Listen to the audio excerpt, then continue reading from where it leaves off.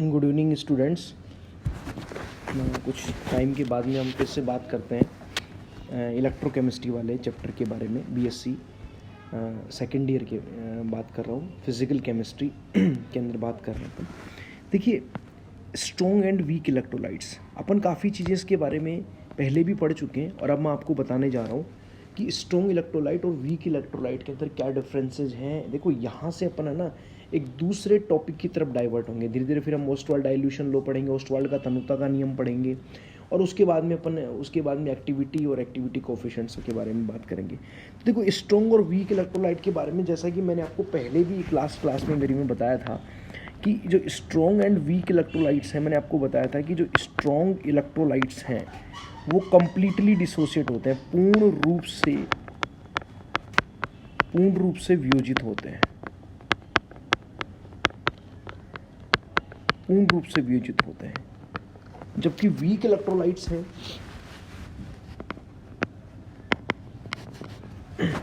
वो आंशिक रूप से वियोजित होते हैं। क्या होते हैं? आंशिक रूप से वियोजित। देखिए, आपको ध्यान में होना चाहिए कि मैंने लास्ट क्लास में मैंने आपको बात करी थी, तो मैंने आपको अनंत तनुता के ऊपर स्ट्रॉन्ग और वीक इलेक्ट्रोलाइट, प्रबल एवं दुर्बल वैद्युत अपघटनों की मोलर चालकता के बारे में बात करी थी, आयनिक चालकता के बारे में बात करी थी। मैं आपको थोड़ा सा फिर से रिवाइज कराना चाहूँगा कि अनंत तनुता के ऊपर चाहे प्रबल वैद्युत अपघट्य हो चाहे दुर्बल वैद्युत अपघट्य हो, उसकी चालकता अधिकतम ही प्राप्त होती है। क्यों? क्योंकि ये जो पूर्ण रूप से वियोजित होना और जो आंशिक रूप से वियोजित होने वाली जो बात है, ये किसी भी सांद्रता पर है, अनंत तनुता पर नहीं है। क्योंकि अनंत तनुता के ऊपर तो जो वीक इलेक्ट्रोलाइट है वो भी कंप्लीटली डिसोसिएट है और स्ट्रॉन्ग तो है ही है। बस फर्क कितना सा पड़ता है कि स्ट्रॉन्ग इलेक्ट्रोलाइट और वीक इलेक्ट्रोलाइट का अनंत तनुता पे एक साथ में दूसरा फर्क ये भी पड़ता है, चूंकि तनुता बहुत ज़्यादा हो जाती है, जल की मात्रा उन आयनों की तुलना में बहुत ज़्यादा हो जाती है, इसलिए अंतरायनिक आकर्षण बलों का मान धीरे धीरे कम हो जाता है, जिससे उनके बीच में जो गतिरोध होता है विपरीत इलेक्ट्रोडों की तरफ जाने के लिए वो कम हो जाता है और चालकता का मान थोड़ा सा बढ़ जाता है।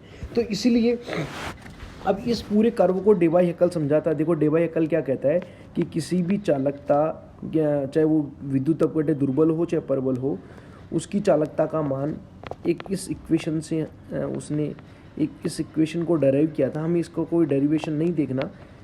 Lambda M is equal to lambda M infinity minus B under root C, ये एक उसने मतलब इक्वेशन को डेराइव किया था। इस इक्वेशन से इसको डेबाई हैकल इक्वेशन भी कहते हैं, डेबाई हैकल समीकरण भी कहते हैं। देखिए, अपन बात करते हैं कैसे कि आप अगर इस इक्वेशन की बात करेंगे, lambda M is equal to lambda M infinity minus B root C, तो आप देखिए सरल रेखीय समीकरण है ये, और ये किससे रिजेंबल करती है, किससे समानता दिखाती है? Chemical kinetics BSc first year में मैंने आपको बताया था कई प्रकार की इक्वेशन होती हैं, y बराबर एम एक्स और y बराबर माइनस एम एक्स प्लस सी। इस इक्वेशन से आप इसको रिजेंबल कर सकते हैं। देखो कैसे, अगर मैं यहाँ पे लिखूँगा lambda M is equal to B root C और प्लस लैम्डा एम इन्फाइनाइटी। देखिए, यहाँ पे लैम्डा एम वाई हो गया, बी जो है वो एम है, स्लोप के बराबर है, एक्स यहाँ पे एक्स एक्सिस पे सी है, और ये अंतःखंड जो सी होता है ये क्या है? Lambda M infinity. यहाँ पे लैम्डा एम इन्फाइनाइटी क्या है? अनंत तनुता पर मोलर चालकता का मान। तो y बराबर माइनस एम एक्स प्लस सी का कर्व कैसे आता है? देखिए कुछ इस तरीके से कर्व आता है। यहाँ पे ये x होता है, ये यहाँ पे y होता है, ये इसका स्लोप है बराबर m, और ये इसका अंतःखंड है जिसको अपन c से प्रेजेंट करते हैं। इसको हम c से प्रेजेंट करते हैं। अब देखिए, एक्चुअल कर्व तो ऐसा आना चाहिए था। क्या आना चाहिए था? एक्चुअल कर्व तो इस तरीके का आना चाहिए था।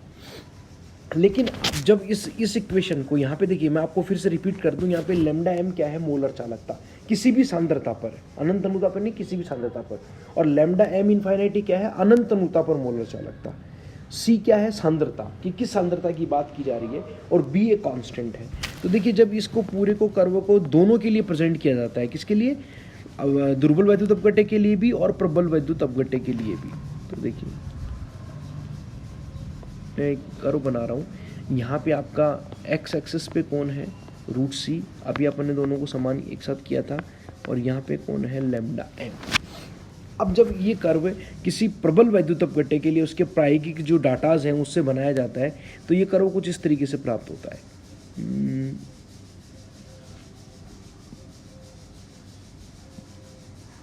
इस तरीके से। जबकि अगर इसी को मैं दुर्बल वैद्युत अपघट्य के लिए बनाते हैं तो ये आपका कर्व इस तरीके से प्राप्त होता है।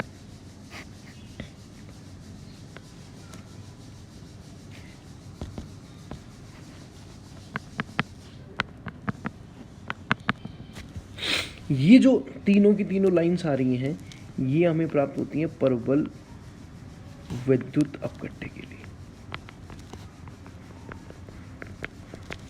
प्रबल वैद्युत अपघट्य के लिए। जबकि ये वाली लाइन जो है वो किसके लिए है? Acetic acid. आपको पता है एसिटिक एसिड क्या होता है? एक दुर्बल अम्ल होता है, और दुर्बल अम्ल किस श्रेणी में आता है? दुर्बल वैद्युत अपघट्य के अंदर।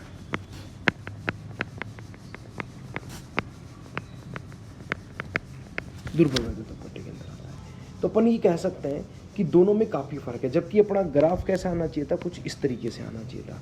तो देखिए ये कर्व, ऐसी बात नहीं है कि उसको प्रेजेंट नहीं कर रहे, यहाँ तक प्रेजेंट कर भी रहे हैं, ऐसी बात नहीं है, लेकिन एग्जैक्ट थ्योरेटिकल कर्व की जैसे प्राप्त नहीं हो रहे। अब आप ये देख सकते हो कि जब अपन इधर से इधर चल रहे हैं तो सांद्रता बढ़ रही है, सांद्रता इंक्रीज हो रही है। तो इधर से इधर चलेंगे तो क्या बढ़ेगी? तनुता। बिकॉज आप सब लोगों को पता है कि सांद्रता और तनुता एक दूसरे के क्या होते हैं? व्युत्क्रमानुपाती थे। सांद्रता और तनुता क्या होते हैं? एक दूसरे के व्युत्क्रमानुपाती होते हैं। तो अपन ये देख सकते हैं जैसे जैसे मैं तनुता बढ़ाते जा रहा हूँ वैसे वैसे देखो प्रबल वैद्युत अपघट्य की चालकता में कोई ज़्यादा डिफरेंस नहीं आ रहा। पहले देखो ये यहाँ से लेकर के यहाँ देखो बिल्कुल स्ट्रेट लाइन सी आ रही है, बिल्कुल ऐसे एकदम ज़्यादा कोई ज़्यादा डिफरेंस नहीं है। बढ़ रही है, हालांकि बढ़ रही है, लेकिन बहुत कम बढ़ रही है। क्या हो रही है? बहुत ही कम बढ़ रही है चालकता।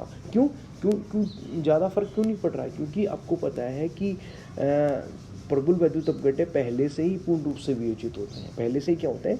पूर्ण रूप से वियोजित होते हैं, इसलिए उनके आयनों की संख्या में तो वृद्धि होनी नहीं है। और आपको पता है चालकता का मान किससे बढ़ता है? आयनों से बढ़ रहा है। लेकिन तनुता बढ़ने से उनके अंतरायनिक आकर्षण बलों में कमी आ रही है, इसलिए उनकी चालकता मामूली सी बढ़ रही है। इसलिए प्रबल वैद्युत अपघट्य की चालकता पर कोई ज़्यादा फर्क नहीं पड़ेगा। जबकि आप एसिटिक एसिड को देखिए, दुर्बल अम्ल को देखिए, जैसे जैसे आपने सांद्रता को कम किया, मतलब तनुता को इंक्रीज किया, इसकी जो चालकता है धीरे धीरे, पहले तो बहुत ही कम थी, देखो यहाँ पर इतनी कम थी चालकता, इधर चालकता को बता रहा है, लेकिन एकदम से बढ़ करके कितनी हाईएस्ट पे पहुँच गई। इसका मतलब क्या हुआ कि दुर्बल वैद्युत अपघट्यों की चालकता तनुता बढ़ाने पर एक साथ एकदम से इसलिए बढ़ती है। क्यों? क्योंकि उसके एक तो वियोजन की मात्रा में वृद्धि होती है, क्योंकि पहले कम तनुता के ऊपर ज़्यादा वियोजन नहीं होता, लेकिन जैसे जैसे हम तनुता बढ़ाते जाते हैं उसकी वियोजन बढ़ता चला जाता है, इसलिए आयनों की संख्या बढ़ेगी और साथ ही अंतरायनिक आकर्षण बलों में कमी भी होगी। इस प्रकार से डेबाई हक्कल ने बहुत ही खूबसूरत तरीके से इस चीज़ को समझा है। इसके बारे में मैंने आपको पहले भी बताया था। और यहाँ से वियोजन की मात्रा को कैसे निकाल सकते हैं, ये एक फार्मूला भी मैंने आप लोगों को बताया था, याद हो तो। Alpha is equal to lambda M upon lambda M infinite. ये आप लोगों को मैंने बताया था कि ये कंप्लीट वियोजन के ऊपर चालकता होगी, ये किसी भी सांद्रता के ऊपर चालकता है। ऑब्वियसली बात है, क्योंकि देखो इस अल्फा का मान प्रबल वैद्युत अपघट्य के लिए कोई मायने नहीं रखता। प्रबल वैद्युत अपघट्य के लिए इसलिए कोई मतलब नहीं है, because alpha is equal to 1 माना जाता है प्रबल वैद्युत अपघट्यों के लिए, इसलिए इसकी कोई ज़्यादा वैलिडिटी नहीं है।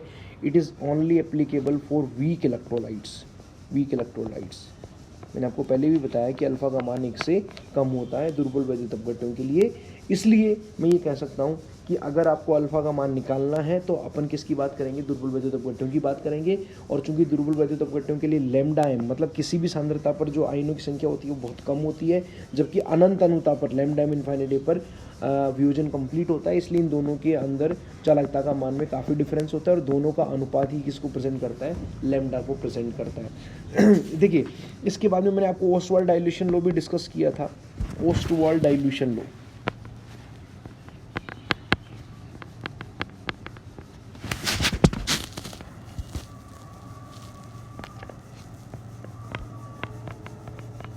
ओस्टवाल्ड का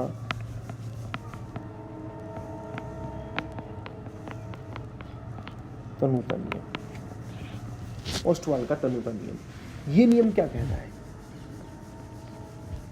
ये भी ध्यान रखना है। ये भी केवल किसके लिए अप्लाई होता है? वीक इलेक्ट्रोलाइट्स के लिए। किसके लिए अप्लाई होता है? वीक इलेक्ट्रोलाइट्स के लिए। कैसे? जैसे मान लीजिए कोई भी एक वीक इलेक्ट्रोलाइट है AB, ये इक्विलिब्रियम तक डिसोसिएट होता है A+ और B- के अंदर। आपको पता है कि इसकी सांद्रता कितनी मानी है अपन ने यहाँ पे, सपोज कीजिए इनिशियल सांद्रता C है, जब वियोजन नहीं हुआ था तो A+ और B- की संख्या कितनी होगी, 0 होगी। एट इक्विलिब्रियम साम्य अवस्था पे क्या होगा, C में से C अल्फा टूट जाएगा, अल्फा का मान 1 में से निकालते हैं, परसेंटेज में अपन कहते हैं ना 100 में से, लेकिन एक्चुअली कितनी है उसकी सांद्रता C है, तो C अल्फा इसमें से वियोजित होगा। तो चूंकि 1 से 1 आयन बन रहा है तो ये भी C अल्फा और ये भी कितना हो जाएगा, C अल्फा। यहाँ पे अगर इक्विलिब्रियम कांस्टेंट की बात की जाएगी तो गुलबर्ग-वागी का नियम कहता है उत्पादों की सांद्रता बटे अभिकारकों की सांद्रता। तो उत्पाद क्या है, C alpha into C alpha upon C minus C alpha.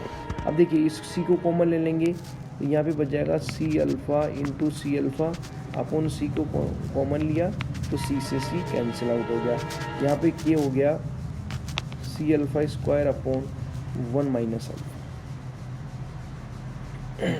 ये एक तरीके से K की वैल्यू यहाँ पे अपने को मिल जाती है। अब देखिए K बराबर हो गया C alpha square upon 1 minus alpha. अब अगर आप इस इक्वेशन को थोड़ा सा इजी करना चाहते हैं तो अपन कह सकते हैं if 1 is greater than alpha, तो अपन कह सकते हैं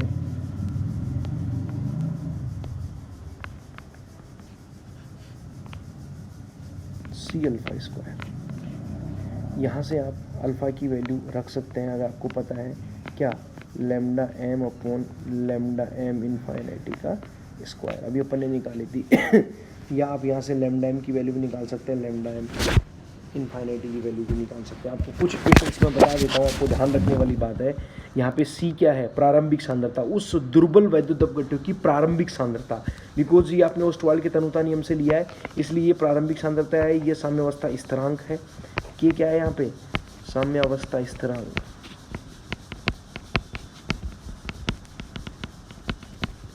C है सांद्रता, कौन सी सांद्रता, प्रारंभिक सांद्रता, प्रारंभिक सांद्रता। लैम्डा है मोलर चालकता, फॉर्मूला आप सब लोग होता है kappa into 1000 upon molarity. Kappa into 1000 into molarity से लैम्डा में निकाला जा सकता है। लैम्डा में इनफाइनाइटी कैसे निकालते हैं, उसके जो कैटाइंस हैं, धनायन हैं, इनकी अनुतरणता पे मोलक चालकता प्लस एनायन की अनुतरणता पे मोलक चालकता। अब अगर ये तुल्यांकी चालकता है तो तुल्यांकी चालकता का फॉर्मूला यूज़ करेंगे दोनों की, और अगर मोलर चालकता है तो मोलर चालकता से निकालेंगे। इस तरीके से हम में से कोई भी एक चीज़ दे करके हमें से पूछा जा सकता है। इसके बाद में, ये मैं आपको पहले भी बता चुका हूँ, इसके बाद में हम शुरू करेंगे नेक्स्ट एक्टिविटी एवं एक्टिविटी कोएफिशिएंट्स।